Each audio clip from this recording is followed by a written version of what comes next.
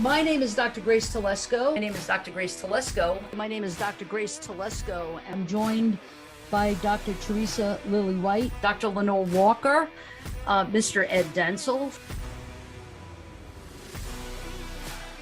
Investigation with Dr. T is something that actually was the brainchild of our dean, Dr. Durham. And now, coming up this next season, we're going to be doing it almost weekly, a weekly show on a Thursday night. So lots of really cool guests. It's not just police topics, it's not just corrections topics, but it's topics that are affecting us in kind of all areas. But one of the things that we hope to get across is raising awareness, educating about some of these really important topics like human trafficking, topics like disasters. We did a show, Confessions of a Serial Killer.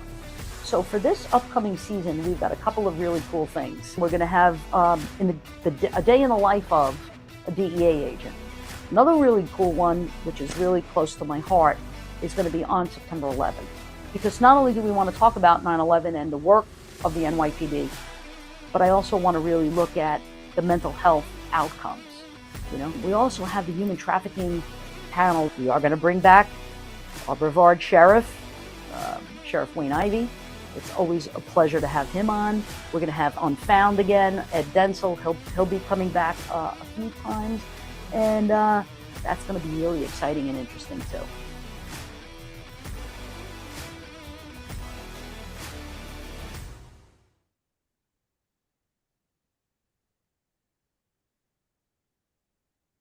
Hey everybody, welcome. This is Dr. Grace Telesco, as you heard, from Nova Southeastern University School of Criminal Justice, from the Fischler College of Education and School of Criminal Justice. And I'm joined tonight by my dear friend and colleague and guest, who's been a guest on our show for a long time now, and we love him a lot. And, you know, every season, what we like to do, you know, it's Ed Dentzel, and he's from Unfound, which is a podcast, an ongoing podcast. He has a weekly show.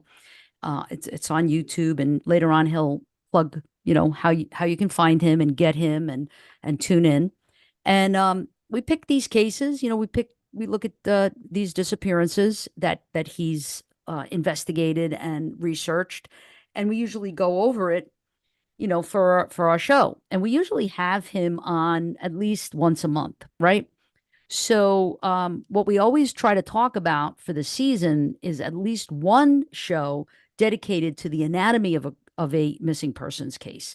And like getting inside of the mind of Ed Dentzel, like how that's really what this is, right? So I'm going to ask my guest to please come on, and he can share his camera with us now, and I'm going to add his spotlight, and there he is, Ed Dentzel. There I am. Did you actually say everybody's going to get inside my head tonight, Dr. Telesco? That's a little scary. It is a little scary, but I did say that, and because that's what it's like. It's like how, you know, you're every time we have a show, impressed. You know, your mind. You have an incredible mind. Thanks. And I feel like when we do these anatomies of a missing persons case, it's kind of like getting inside of your mind and figuring out like what's your process and what do you do? Like, what do you, not only what's the process, what's the steps you take? What are the things that you do, the things that you absolutely don't do? Right. And I always say this every time you're on, is how much I admire your work. You're a journalist, you're an investigative reporter, you're an actor, you're a filmmaker, you do all of these things, you're a podcaster, but you're a really good human being. Oh, thanks. And one of the things that I really love about you and admire about you is that you give voice to those who are missing. And I relate to that because of my work with 9/11 families and those folks. Half of those victims were never found. Their remains were not found. And there just leaves a lot of questions that are unanswered. And families can never get closure. Like, they don't get closure, but at least get some answers. And I feel like you give voice to that. So thank you again for your Thanks. work. Thank you for taking the time out of your schedule to be with us Mhm. tonight. We consider you to be a investigation with Dr. T alum and Yes, investigation with Dr. certainly. T family. And so please, without any further ado, Yeah. I know we have a big show tonight and a lot to cover. And I am gonna share the PowerPoint when you tell me to, All with the right. pictures. Great. I will tell you in a second. Well, first of all, it's good to be here. And if anybody is wondering, well, the background looks a little different than usual. What's going on, Ed? Well, I'm up here in Pennsylvania seeing my dad for a little bit. And actually, being that I knew we were going to be doing this show tonight, I'm using my trip up here as the disappearance tonight. And I think this is the third time we're doing an anatomy of a disappearance. And each time I've tried to make it a little different. What, particular circumstance, how do we look at it? And so this is the third time, we're doing this.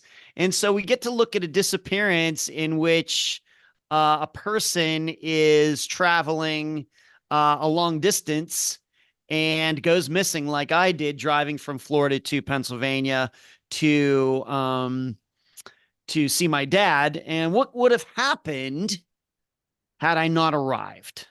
I And love it. I love and it. what this shows, see, one of my complaints about my perception, once again, I've never had anybody disappear in my family, but I know what I've been told over the 325 disappearances that I've covered over the last 7.5 years is, unfortunately, my opinion, my insight is that too many times investigators, it's just like this one size fits all type of situation. No matter what kind of person or even child goes missing, like the same things are done every time. And my goal with doing a little bit of a different kind of disappearance every time when we do this once a semester, I guess it would be, is to show how each kind of disappearance needs to be looked at in a different way.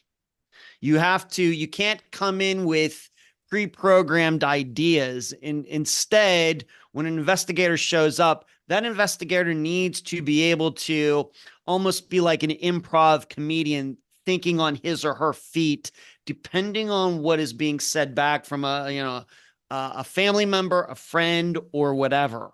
All right, this is very important because last semester, I think we just did, when I didn't show up for the show. So I'm still in Florida. I'm supposed to appear at 7 o'clock. I'm not there. What could have happened? It's a particular type of disappearance. Well, tonight we're gonna the circumstances are me going from Florida, driving 1,300 miles to Pennsylvania, and I don't get here. So that's what we're doing tonight. And just to plug what we do here at Unfound, you can check out the podcast comes out every Friday. So an episode's coming out tomorrow at 2 p.m. Eastern, where we will be covering the disappearance, the year 2000 disappearance of 16-year-old April Wiss, who is still missing 24, just over 24 years later. You can check that out on Spotify or iTunes. And of course, check out our own Unfound Zone 2 own YouTube channel that just went over 17,000 subscribers. So, like I said, when I do these, I am the missing person. I don't like to, of course, we talk about some of Unfound's disappearances. We do that every semester, and we've been doing that, I think, since 2020 now. But when it comes to these anatomies of a disappearance of a missing person's case, I just use myself because I don't want to make it too personal to any of the disappearances that we've covered, because I'm using this as an example. So to start this out, I live in Clearwater Beach, Florida, and my father lives in a small little town called Renfrew, Pennsylvania, which is about 40 minutes north of Pittsburgh. And this is a drive that I've made many times, and it's about 1,300 miles. And when I drove up here on March 4th into March 5th, it took me just under 16 hours. I'm one of those guys that when I get in the car, the next time we're stopping is either for gas or we're at our destination. I can do that drive pretty much no problem without any sleep. So But first, before we get into that, just show you how I'm setting this all up. What is the definition of a disappearance? And I'm going to read this to you because a lot of people may have an idea of what a disappearance. They may be able to pick out, they have an idea of a disappearance, whether it's a well-known one like Amelia Earhart or disappearances of just people who aren't famous. They have an idea of what a disappearance is, but what is the actual definition? And here's how I would define it. When someone is not where he or she should be after a reasonable amount of time, and a person or people who should know don't know where the person is. Now, the key word in that definition is, well, what is quote unquote reasonable? That depends on the circumstances, and I'm going to show you in this example. And like I said before, last time in the fall of 2023, I described what would have happened had I not showed up for Dr. T's show back in the fall. So much more simpler. I'm in Florida. I'm at my place. I don't show up on time, which is very, very, very, very, very unusual for me. So maybe we want to put up the picture right now of the Google map of what the drive looks like from Florida to, there you go, right there, just right off of Google. That is the exact route that I took back on March 4th into March 5th. As you can see, it says 16 hours, 30 minutes.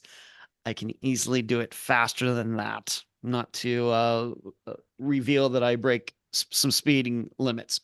But the trip is about 1,300 miles, or actually 1,000 miles. And I drove in about 15 hours and 40 minutes. And there are two metro areas that I go through to get there. The first one is right where I live in Tampa.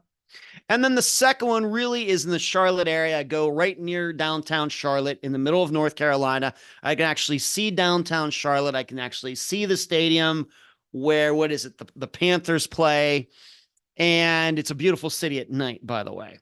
But there are 7 states that I go through to go from Florida to Pennsylvania. And in order, they are Florida, which is the state I spend the most time in, then Georgia, then South Carolina, North Carolina, Virginia, West Virginia, and then Pennsylvania. And when I drove up here, I left at about 11 a.m. on March 4th. And I got here at about 20 till 3 in the morning on that Monday, March 5th. But I would say usually that's pretty common. It was a little quicker than usual, but maybe 16 hours, maybe 16 hours, 15 minutes, somewhere in there. So you would expect for me to arrive between 3 and 4 a.m. And I did a little quicker than I usually did for whatever reason. But I don't take any naps unless I really, really have to. But if I do take a nap, then we might extend that time by maybe 3 hours or something like that. So under these circumstances, I should arrive, if I would have taken a nap, somewhere between 6 a.m. and 7 a.m. on March 5th. But that's the route. And you can see how straight it is, almost going directly north, right from where I live. And it really is very much an easy drive as long as you don't hit Charlotte at rush hour. So now let's move to the clock, kind of put everybody in a kind of a time kind of mind. So if you want to move to that next picture. So early Monday morning, at 3 a.m., I don't arrive. No big deal. 3 a.m., nope. 4 a.m., not quite unusual yet, as I've already stated. I could have taken a nap. I got tired or something. And you should know it is very rare for somebody to drive the whole way through. And in fact, every time I bring it up, people are like, you really drive all that way without stopping or whatever? And the answer is yes, I do. Do we want to switch over to the clock picture now? So we get to, there we go. There's just time, just to put in our minds, we're thinking about time. This is a very important part of this disappearance because I'm driving so far. So it gets to 5 a.m. I've not arrived here. 6 a.m., 7 a.m. Now things are starting to get to the fringe. Because like I said, unless there was some wreck or something, not including me, It's very easy to get backed up. There's a lot of places where wrecks can occur over those 1,000 miles, and you can get back up for an hour, hours, but really getting to 7 a.m., I think that my dad, knowing how he knows how I drive, would probably be expecting me around that time. But things are getting a little bit to the French, not maybe any worry in the stomach yet, but still. But my father, who he lives by himself, he would be the only person who would be expecting me here in Pennsylvania, even though like my brothers and my sister also knew that I was driving up here, but I'm not driving to their places. But he's gotten no calls from me, no texts. And let's say he gets up at 7 a.m. He realizes I'm not there yet. He tries calling me, no answer. All right. So here we are, 7 a.m. on March 5th, and he's not heard anything from me, which is kind of unusual. But is it time to panic yet for my father? Maybe not yet. Could be dodgy cell service. I can tell you, driving up here and talking to many people, the many times I've driven back and forth. You get into the Virginia, West Virginia area, it can be a little spotty. And in fact, when I was driving up here on Sunday, March 4th, I was talking to my nephew, John, and there are two tunnels that you have to go through to get from Florida to Pennsylvania, at least this part of Pennsylvania. And I lost service. I told him I'm going to be going into this tunnel, John. I'll just have to catch you later. So it very well could be that he can't reach me because I'm in a tunnel or something. And on the other hand, I may not be calling him because, I think he's in bed and he's sleeping in or something like that. I don't want to disturb his sleep. So this is how we think. We talk about these things in most of the disappearances that we cover on Unfound, because we are always looking at behavior. As I've said over and over and over, disappearances are not about circumstances. They are about people. What is the common choices that people make? Getting to know that missing person, getting to know the people around that missing person is way more important of understanding a disappearance than actually the circumstances. The circumstances only help us in trying to figure out in the investigation and collecting the facts. But if you really want to understand a disappearance, you have to really understand that missing person. So I may not call him because I think, well, a lot of times when I call my father, just to be honest, he doesn't pick up. He doesn't hear the phone. The phone's not near him. He left it in the car.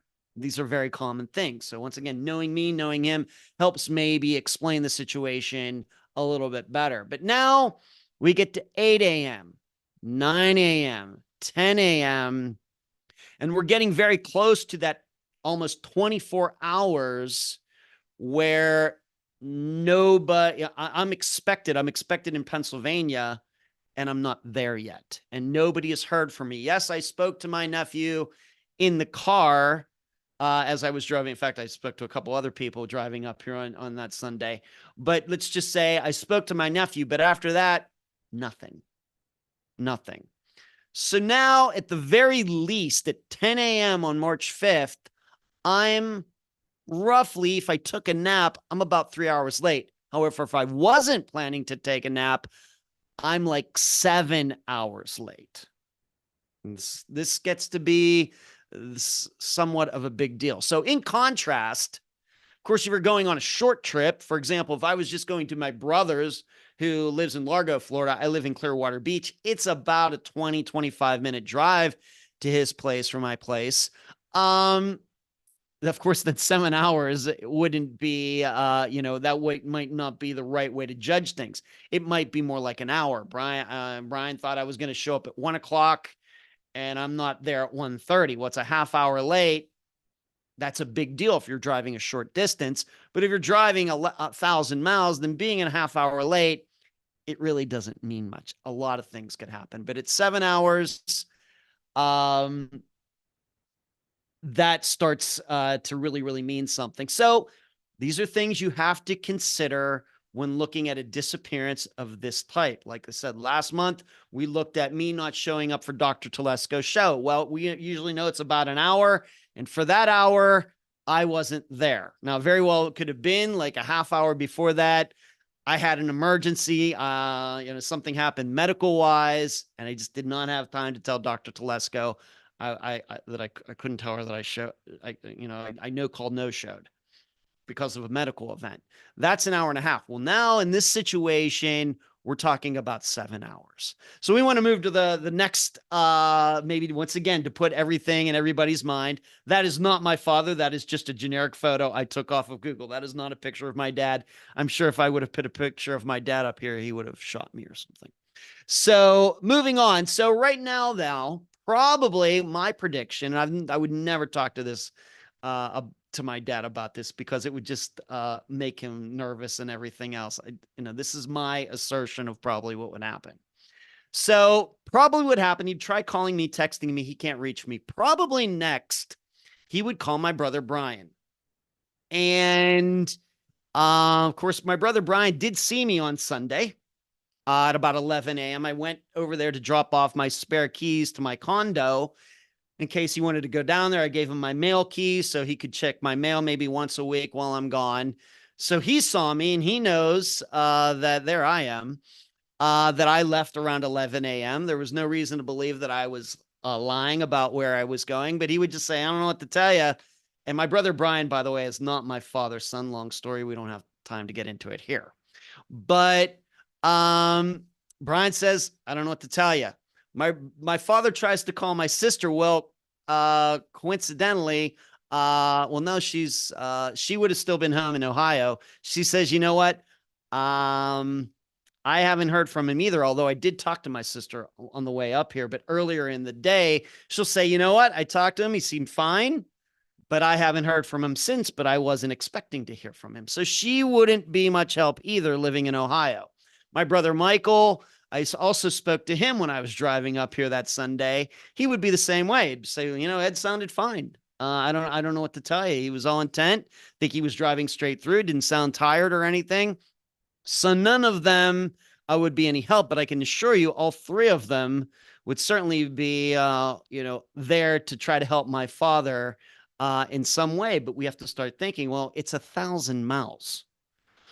And so, really what would be the plan? But like I said, I have here, all of them certainly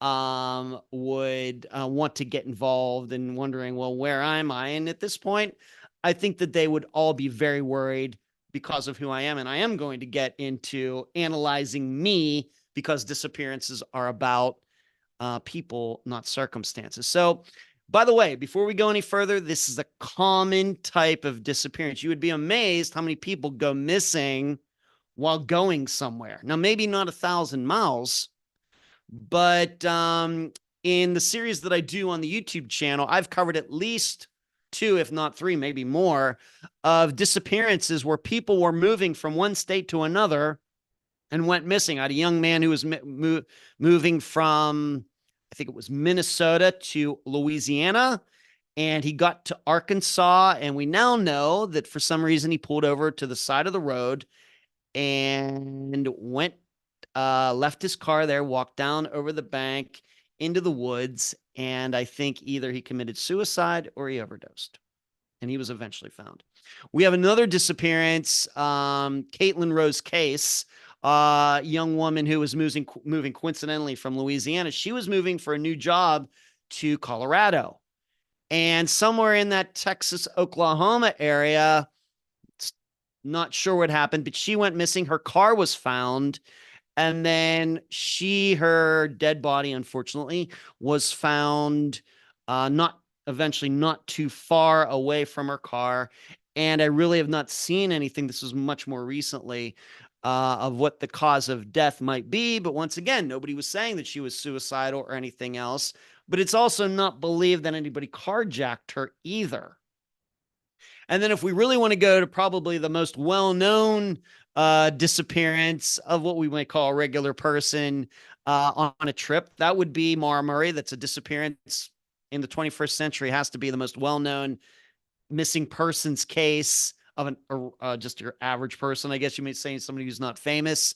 She went missing after leaving the University of Massachusetts, and her car was eventually found wrecked in New Hampshire. And to this day, I mean, this disappearance is what, about 18 years old, something like that. Still, nobody knows where she was going, but nobody, well, there are some kooks that doubt it, but most people don't doubt that she was driving the car, that she wrecked the car. And in fact, there was some person who saw her and talked to her after she wrecked her car. And when the police showed up, she was gone, but she was driving somewhere. So this is a common type of disappearance. And in fact, on Unfound Live, the live show I do on YouTube every Monday night, I've actually taken the time once in a while to really get into, well, what is going on here? Why do we have these people who seemingly are going somewhere, like the two previous people that I mentioned, Caitlin Rose Case and this young man, who they were moving, they were starting new lives. What would have been the cause for these disappearances? It wasn't a getting lost situation. And I've taken some time to analyze that. And maybe if we have some time at the end here, I will get into some of my, analysis of that. So let's pull up, if we could, Dr. Telesco, the map again. So my point is, this is not a type of disappearance that we're going through tonight that is like the rarest of the rarest of rarest. It's kind of, in the disappearance world, it's one that needs to be known and understood because it happens enough that it is statistically noteworthy.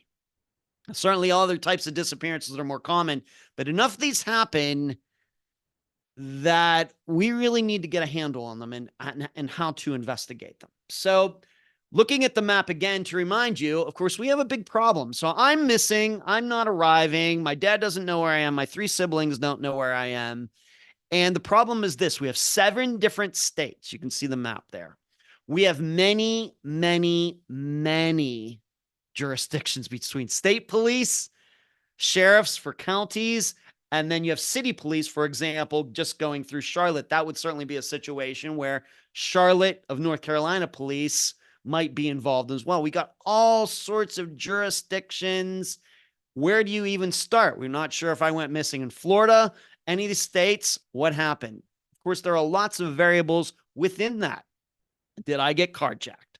Did I have a physical problem?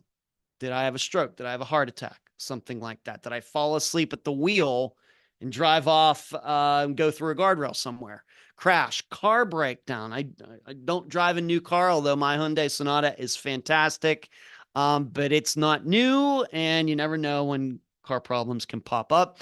And then also, although I'm going to get into myself here in a second, did I have some sort of mental issue that took over, like a panic attack or something like that? I mean, we have so many variables in this type of disappearance. But like I said, we must labor to try to understand this kind of disappearance, because just start Googling it. You don't need to go to NamUs. You don't need to go to the Charlie Project. Just Google the general, just this title of people who go missing while driving. You're going to find many, many of them. All right. So now you can put that picture of me up.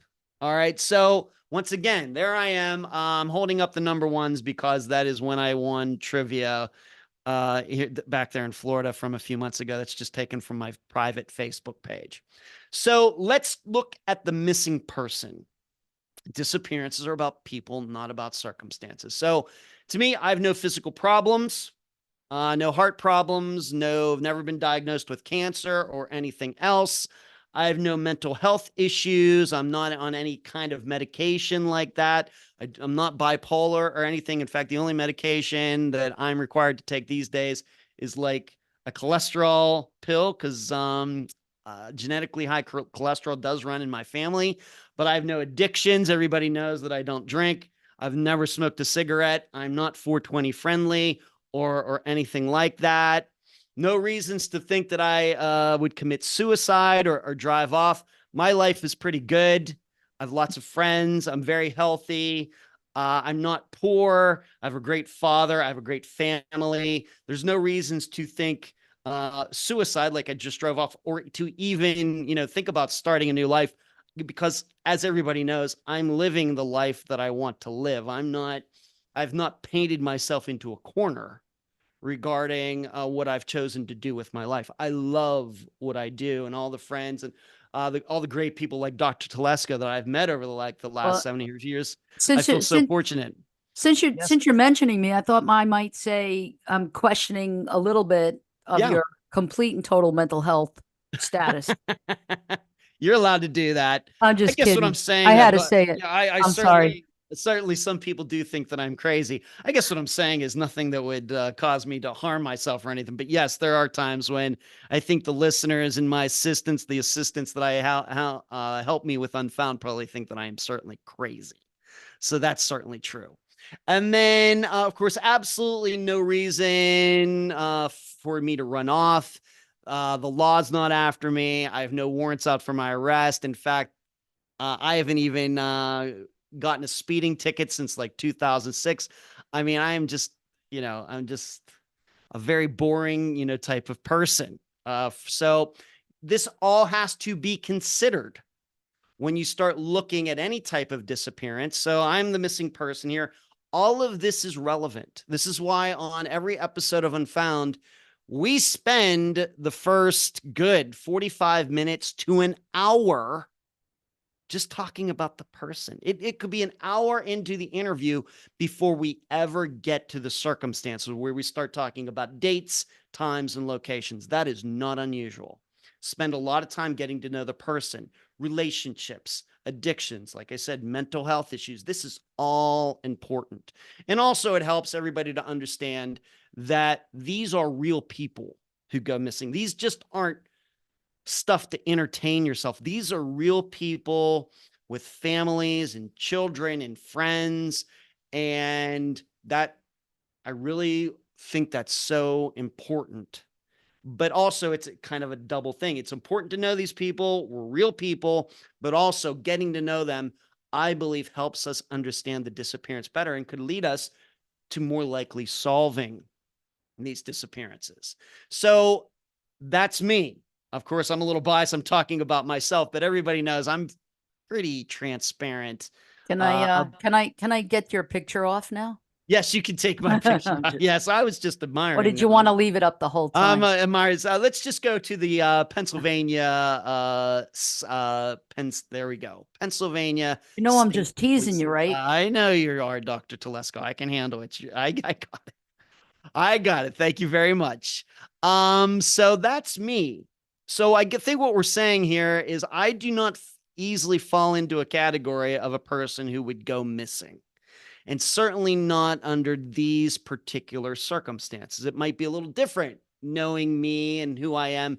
And if the belief was, well, I had to go to a shady part of town. If I was going somewhere in the Tampa area that was known as being crime infested or something, then that might be a little different.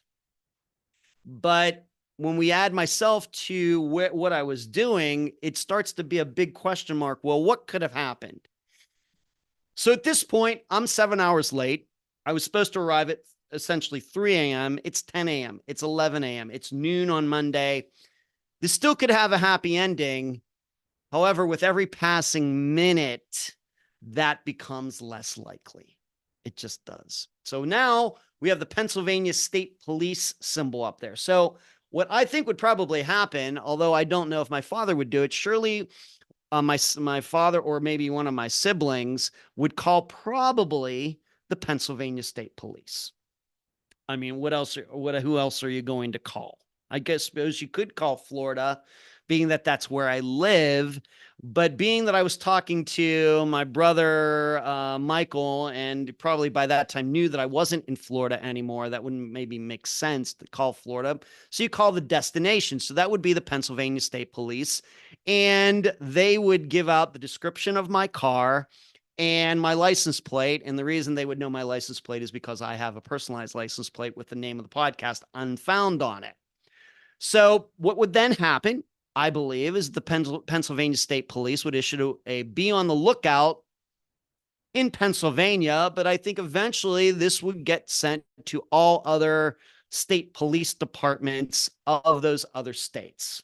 Now, how long that would take? Probably would take a while. but it would eventually get out there, be looking for this white Sonata. Of course, white Sonatas are one of the most common cars on the road, so that's going to be a little tough. So, and if me and my car are not seen within a reasonable amount of time, what is reasonable? Opinion 24 hours without the car being seen, then this would certainly officially become a missing persons case. At that time, maybe going into now March 6th, which was a Tuesday, March 6th, 2024, pretty much this would become a missing persons case in which Ed Dentzel from Clearwater Beach, Florida, went missing while driving from his place to his father's place, from Florida to Pennsylvania. So then probably somebody would get a generic picture of a car. You want to put up the picture of my car. Just a quick picture that there it is, sitting there. Where is that? That's somewhere in Pinellas County. And that's my car from a few years ago. So they would maybe put out a generic picture of my car. It's this white Sonata. It's going to have a Florida license plate on it, and it is a personalized license plate. So let's go now. We're going to go in two different directions now. Let's say the car is found. So where is it?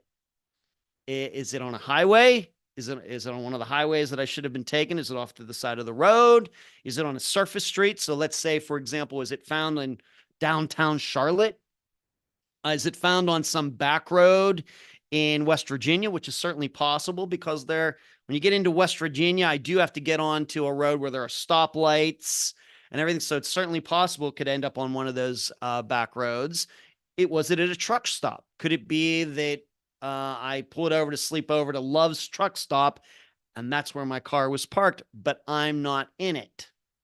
Next, the condition of the car. Is it wrecked? Has it been vandalized? Does it look normal? Is it locked? Is it unlocked? Are the windows down? Doors open? If you get in it, are the keys in it?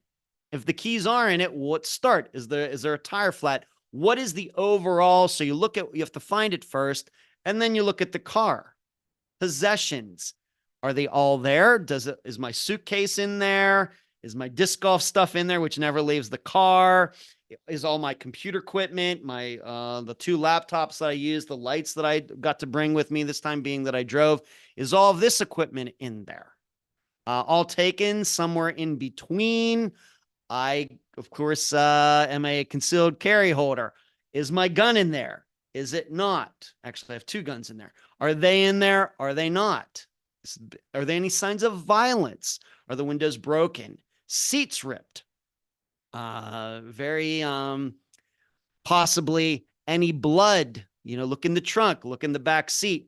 Any signs of violence regarding this car that has been found? Now, you should know, rarely, unless it's really, really obvious, usually with missing persons cases, the police do not do any forensics. And in fact, I've covered several disappearances where people have gone missing with their cars, and the cars are either found a day later, a week later, whenever, and the cars are returned to the family the same day. That is common. Very, very common. And in fact, very well-known disappearance that Unfound covered Tom Brown, who went missing from Canadian Texas. His remains were eventually found. Still very up in the air what happened to him, because the remains were not in a condition in which the coroner could not tell what happened because it was only partial remains. But his vehicle, despite all of the, there's been a lot said about Tom's disappearance. I think his car was returned to his family. He was a teenager. He's senior in high school. His Dodge Durango was returned to his mother, I think, the same day or the next day after it was located. And it's been a big deal made about how very little forensics were done, and then forensics were done later that allegedly showed some things. And if anybody here doesn't know what I'm talking about, I urge you to go check out the Tom Brown episode that came out in the summer of 2018. You could find it on Unfound's YouTube channel or on Spotify, iTunes. So if you're thinking, well, they're going to find your car, Ed, and they're going to do all this forensics on it, probably not. unless it's obvious, like I said, unless there's blood in the car. But if the car just looks normal and it was locked and somehow they get into it, somehow Slim Jim or whatever, and if it looks normal inside and they nothing weird, probably not going to do anything, not even do any fingerprints, probably. Doesn't matter if it's state police in North Carolina or some little jurisdiction in West Virginia where it's like a two-cop town or something. Either way, the odds of forensics being done, very, very low. So what's important, though, having just talked about violence and blood and everything else, none of it is needed to determine something is a disappearance. It's something I really stress. I've stressed it when I've spoken at Nova Southeastern University. The couple times that I've been down there, enjoyed every time. I love going on the campus with Dr. Telesco and all the students there, but I've also been to some other schools in Florida. In fact, a university in Louisiana as well, talking to criminal justice majors about disappearances. One of the big things about disappearances is that most of the time, there are no signs of violence. Very rarely do we ever talk about forensics on any episode of Unfound. There are a few that I can think of, but I would say, I don't know, 85% of them, forensics never comes up. Instead, we're talking about cell phones. Of course, if it's a more recent disappearance, so we're talking about video and things like that. So now we let's just go to the picture of the question mark. So the little, once again, question mark picture, if we could put that up, Dr. Telesco, thank you. Picture of the question mark. So I'm putting the question marks up because now what happens if the car isn't found? Now, this is when it gets really, really, really difficult. And I will tell you, my experience is that if a car is not found and it's this type of situation, really police investigators at any level run out of ideas after a few days. They're looking along the route the person should have driven. Of course, when it's 1,000 miles, they're not going to go along the highway, looking over the edge of the highway to look for a car. They're not going to do that. That is unreasonable. I know families, that's what families want, but I will tell you that is totally unreasonable to expect that. They may get a helicopter up, but once again, it's 1,000 miles. You don't really think they're going to check a highway with a helicopter for 1,000 miles. They're not going to do that. So most likely, though, if I am missing and my car is still missing after a few days, maybe a week, most likely myself and the car are together. And what I would say is the longer this goes on, me and my car being missing, both of them, from a week to a month to a year, most likely if the car and I are found, we will be found together. And it could be in a body of water. I could have flown off into the woods on one of the highways, driving 70, 75, 80 miles an hour. Or it very well could be that something of a foul play nature occurred and it was deposited in my car and the car was dumped somewhere with me in it. Now, having said all that, you may be thinking, well, if the car is missing and you're missing, well, maybe it got parted out. That is very uncommon. However, there is the Nico Lisi exception. This is the disappearance of a young man who was from New York, but he went with a friend of his to Tennessee. The friend returned, Nico did not. And then at some later point, Nico's truck was found parted out, in which only like the bare bones of it were discovered. However, to this day, still nobody's been charged and Nico is still missing. But that is a rare type of disappearance. But I want to make sure that everybody notes that it does happen. That's a disappearance I think we covered on Unfound back in 2018. What about me and the car being in some sort of crusher? Once again, we're talking foul play here. Off the top of my head, I can't think of one disappearance that has been solved by finding a car with a missing person in a car crusher. I'm not saying it's never happened, but being that I can't think of it must mean that it's pretty rare, because I have a Rolodex of disappearances up here because this is all that I do. What are the odds that the car was sold and I got separated from it? This is also fairly unlikely. However, we have the Eric Franks's exception where he is still missing, but his car was found unharmed in some person's garage. We don't have time to get into all of the circumstances. You all can go and listen to that episode, and maybe there was a follow-up where I talk about his car being discovered several years later, and it has to still be the biggest shocking moment in Unfound's history. I stand by that. But Eric is still missing. Surely he was murdered, but his car was in perfect shape. But like I said, that is an exception. So what is probably eventually going to happen? Let's go to social media, the social media picture now. Eventually, police somewhere, it's really hard to say where. If the report was made here in Pennsylvania, I'm hoping that they would not play hot potato where state police in Pennsylvania say, I don't want anything to do with it. I'm going to give it to Florida. Florida doesn't want it. I'm going to give it to North Carolina. And that happens. We have jurisdictional issues with disappearances all the time. Hot potato. Nobody wants it. I don't want it. You take it. Common, especially something like this where you have 7 different states and all of these different jurisdictions. But eventually somebody, or maybe my assistants who know what to do as well, the listeners out there, they may start getting involved and checking my social media. Well, did he post anything? Did he say anything? Eventually, I'm hoping that somebody would check my cell phone usage and check the pings. Well, what do the pings say? Was the phone turned off?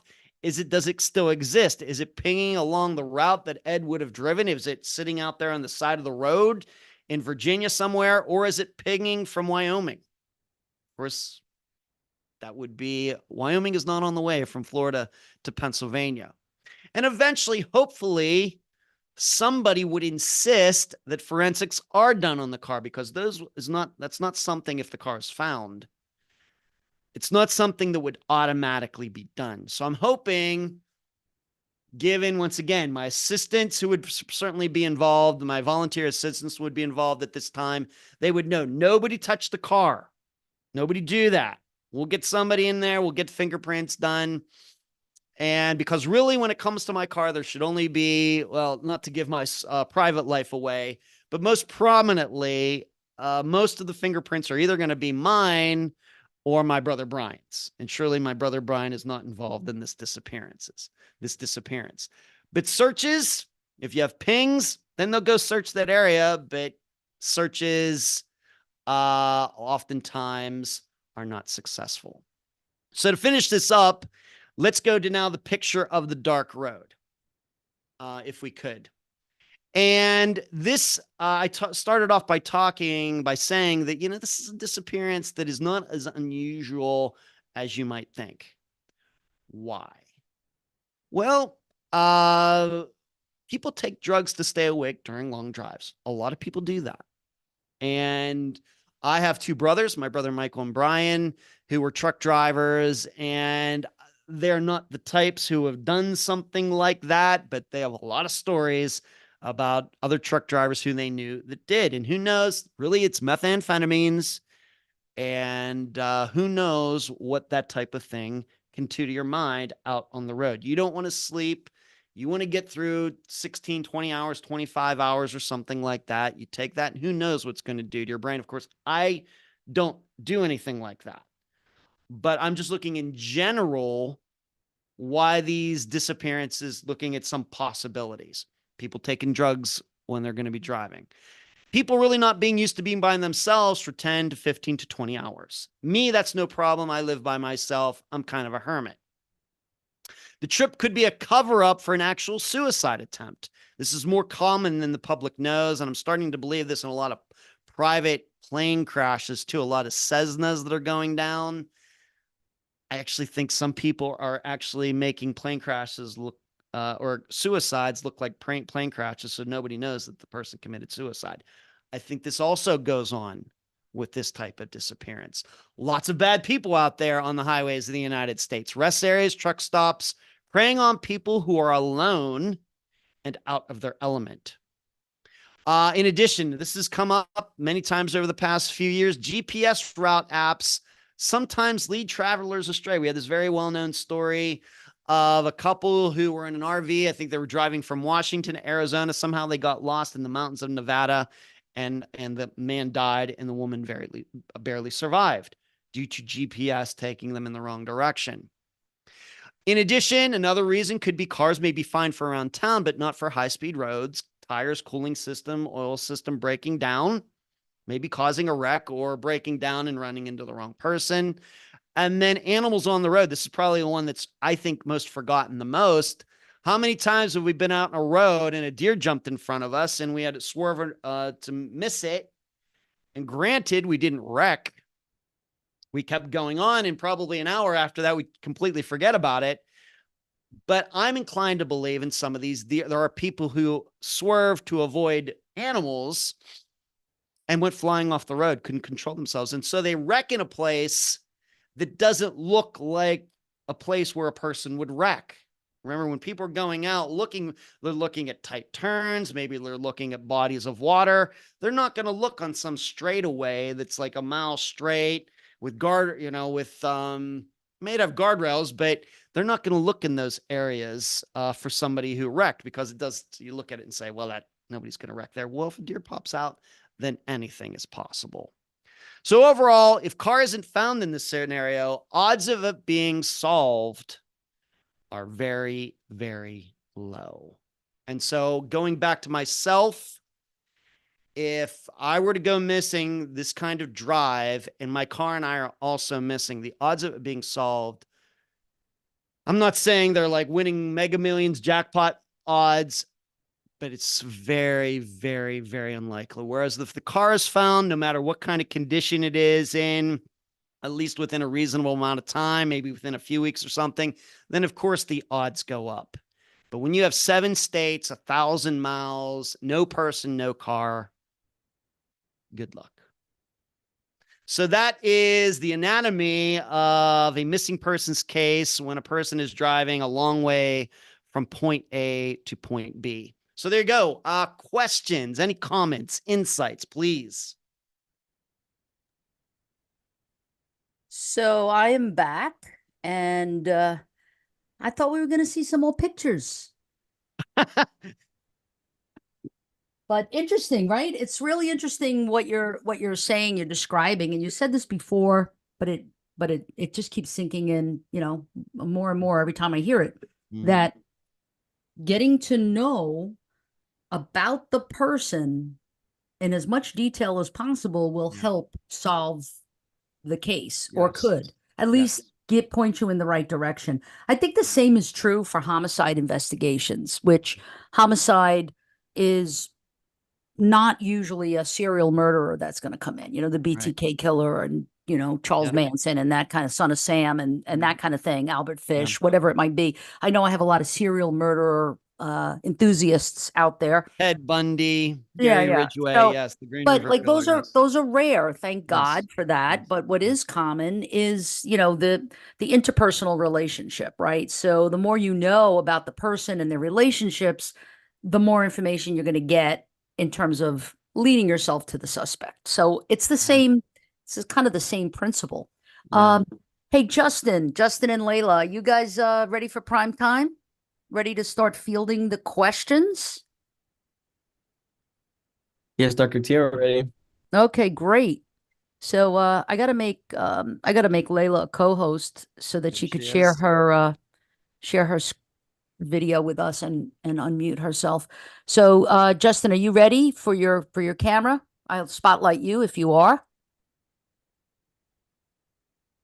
There you go. Here he is. Fabulous. Now look at this guy's background. How cool is that? Yeah. Yeah. And now next Thursday, interestingly, well, you know what? I'll save that for later.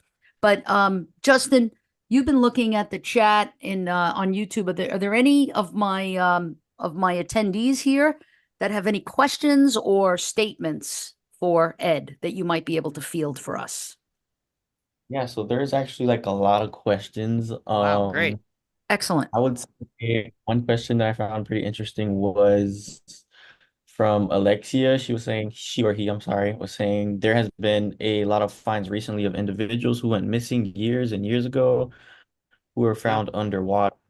Is there any new coming about to scan bodies of water when trying to locate?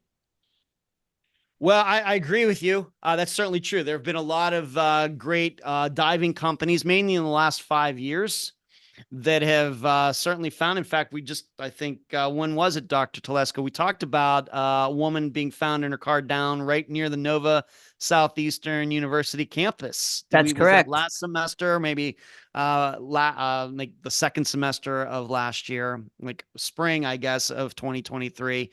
So it's certainly true. And I applaud those people who do that. The only comments I would make was, first of all, we have to remember in this particular example, 1,000 miles, a lot of waterways between Florida and Pennsylvania. I guess eventually, if somebody wants to devote his or her life to searching every body of water between those two locations, it could be done. Certainly doesn't seem like something that would be reasonable. And we also have to remember my insight. I never gone on one of these searches. You have to remember that these searches are being done due to logic.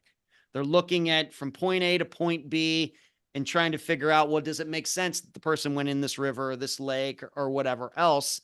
The problem starts is when you check those locations and you don't find anything. Well, if the logic doesn't work out, where do you go next? And so certainly they've been successful. But I would also say a lot of times they don't show all the times they failed as well. But certainly maybe somebody would, in this particular example, they would check bodies of water, but we have to remember it's 1,000 miles. So it's Okay, going to be tough. great. Now look at here. Here comes Layla with the same interesting background. I I feel mean, left out tonight. I feel well, where's your shirt? what's that What, Sesame Street thing? hey, Which one is not like the others? yeah, exactly. Well, where's your Yeah. shirt? I thought that we shipped Well, you I a didn't shirt. bring it with me to Pennsylvania. I apologize. Oh, I know come I'm a slacker. on, I know. I Ed. know. Come, I know. slacker. I am a slacker. You said that there are things in your car that you always have with you. Well, that should be one of them. The All right. shirt. Okay. Anyway, All I'm right. just kidding. All That's right, Layla, can you do you see any questions there that you might want to bring I forward? do.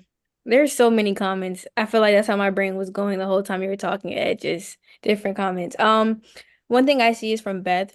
They ask, so what happens when a missing person's report is bumped around from one stage slash jurisdiction to another? Mhm. Was finally required to take it, you know? Yeah, hard to say. Right. I with this particular example, it's really hard. It depends where the investigation goes. I mean, for example, if we do a phone ping, if they go check my phone information, I have T-Mobile, Hmm. and it says that the pinging last occurred in in Virginia, then my guess is it would probably end up in Virginia State Police's hands. Right. And if it was something off the highway, maybe it might get to some local jurisdiction there.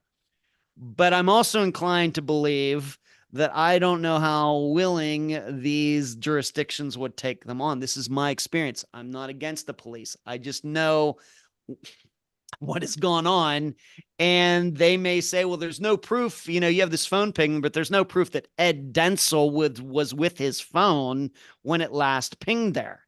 He's a resident of Florida. Well, he was going to Pennsylvania. How do we know he just didn't throw his phone out the window? This is common. So they would certainly, it's hard to say in the example where the report would end up. I just think it would probably start with the Pennsylvania State Police. Okay. Perfect. Justin, come on back. You got some others? Yes, I'm looking through them right now. Okay, so there's some relating to your case, Ed, specifically. Mhm.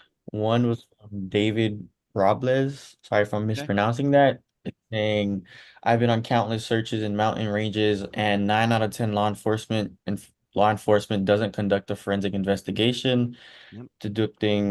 Deducing clues often is conducted informally. Another one That's true. was I agree. And I agree, not because I have personal experience. I just know what 325 families have told me over the last 7.5 years. Another one is from Elizabeth King. She was saying if you have any connections near to where your car was found, maybe your cell phone died and you're staying with a friend or family member. Could be. That's certainly possible. They could look into that. Now, I will tell you, really, I don't. I have a friend that lives, one of my best friends of all time lives in North Carolina, but he does not live near Charlotte. He lives near the coast, like near the Atlantic Ocean in North Carolina, but certainly possible that maybe I didn't tell anybody that I was going to stop and surprise somebody because I wanted to keep it as a surprise. But I can also tell you the type of person I am. I would surely have told my dad about that, being that he would expect me, but certainly possible, something to consider. Sure. Anything And one of else? the things that, yeah, so a couple of people talked about like recent cars, modern cars. They're saying that they could be able to be tracked through like Right. the actual dealer Excellent. themselves, the car Good thinking. manufacturer, or also Sure. like the e-pass or sun passes. Sure. I do have SunPass, but maybe unfortunately for an investigation purpose, the only toll road that I encounter driving from Florida to Pennsylvania is in West Virginia for a very short period of time in West Virginia. Otherwise, there are no tolls incurred, and certainly newer cars. Mine's a 2016, so I don't know about all the technology, whether it would be able to spit out any information of where it might have been. Let's say if it's found in Ohio. I just don't know, but certainly a lot of fancier new cars. Certainly, that's true. That's a good one. Very good. Layla, any UC?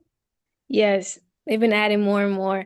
They're really Okay. interesting. I like this one. This from Elizabeth King.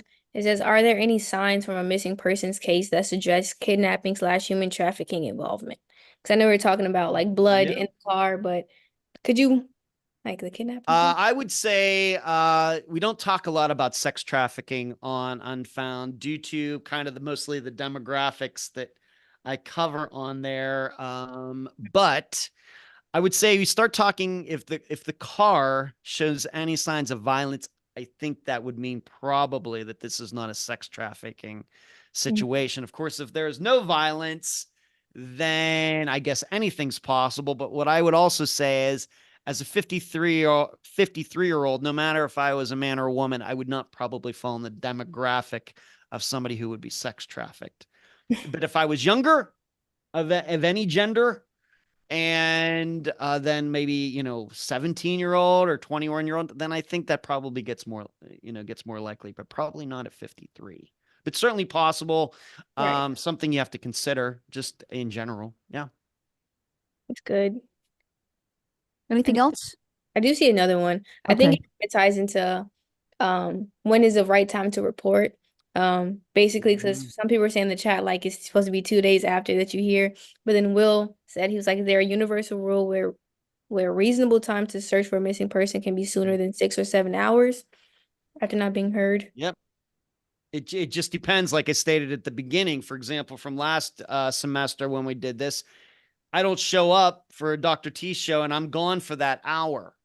That's a big deal. Right. Whereas if I'm an hour late driving from Florida to Pennsylvania, a lot of things can happen that have nothing to do with me or me disappearing. It could be a horrible wreck, it could be a bad rainstorm or something. Everybody's pulling over to the side of the road. So it just depends whether, if it is an hour a big deal or isn't it. It just depends. Got you. Well, that's it for me, Dr. T. Okay, great. Justin, anything last minute? No, I think that's it. Okay, cool. Great All right. comments. Love Well, it. Ed, thank you so much for being with us tonight and for a really Always a great time. comprehensive explanation of how do we begin to explore and examine these missing persons, these cases, and what, we got a little bit inside your brain. We got a Yeah. little bit inside your car. Yes, We got a that's little right. bit inside, your dad's house a little bit too. Yep, So yep. This is learning a this is lot where I about you am. tonight. Yep, Very this is good. where yes. Excellent. And Well, I'll Ed, try to if we're gonna I think we're doing this, I'll come up with some new scenario for the next time we get okay, together. great. We will talk. We'll have to come up with something creative, and I guess I'm going to go missing again next semester Yeah, absolutely. Great. somehow. You'll have to go somewhere else. But anyway, plug your show. Tell us where we can find Sure. it. Tell us how to subscribe, all of that stuff. Okay, great. We have the Unfound YouTube channel.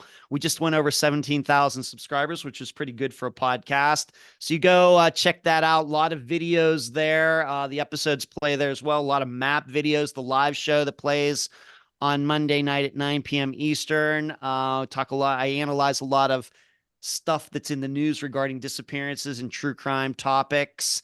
And then tomorrow, which will be coming out on YouTube, iTunes, Spotify, everywhere you can find podcasts, 2 p.m. Eastern, we'll be covering the January 11th of 2000 disappearance of 16-year-old April Wiss, W-I-S-S.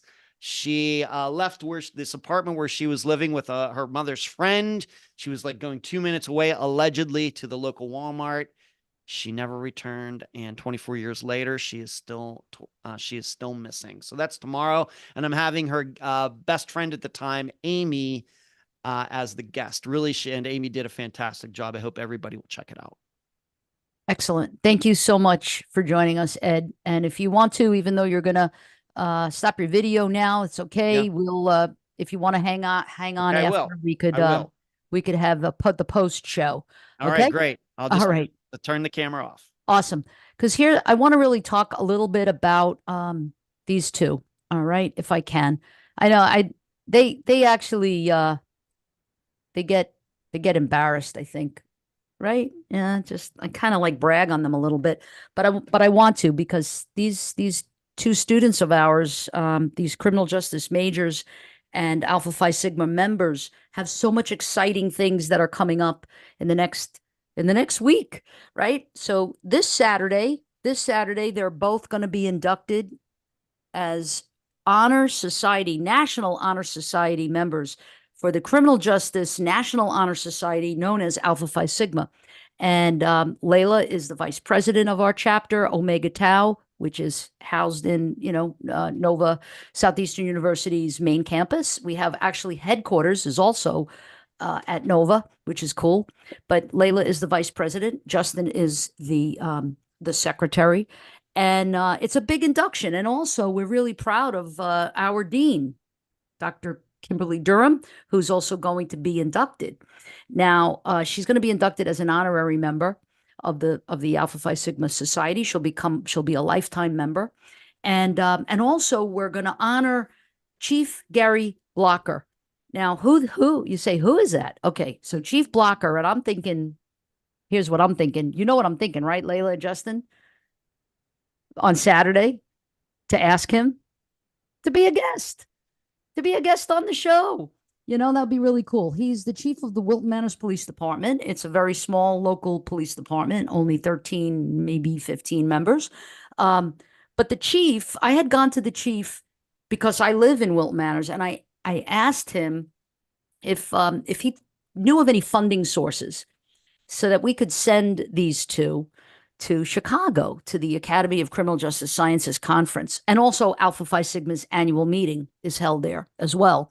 And so Chief Blocker did really moved heaven and earth and raised enough money to scholarship Justin and Layla to go to Chicago. So the three of us are going to Chicago, and we're going to be doing our show from Chicago next week, next Thursday. And actually next Thursday, who's our guest? Justin, who's our guest? For next Thursday, it is going to be Melinda Blostein. And she's a public defender. And so she's a public defender of Broward County, and she'll be sharing with us public defender stories and experiences and explaining to us what the public defender's office does, why is it so important and valuable to the criminal justice system. And that's really exciting. And then the following Thursday, well, we'll be back by then. We'll be back from our trip to Chicago.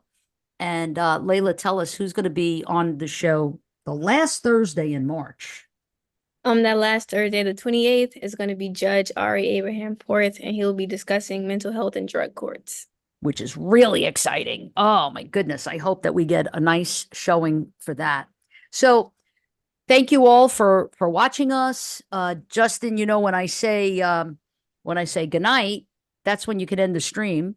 And I want to thank all of our students who have shown up tonight to participate and show support. Please make sure if you're my student, you email me tonight that you were in attendance. And I don't think there's anything else, right? Thanks to Dr. Castro always for his constant, undying support of everything that we do, and Dr. Kushner as well. And I think that's it, right? So good night, everybody. And we'll see you soon. We'll see you next week, actually. Thank you. Good night.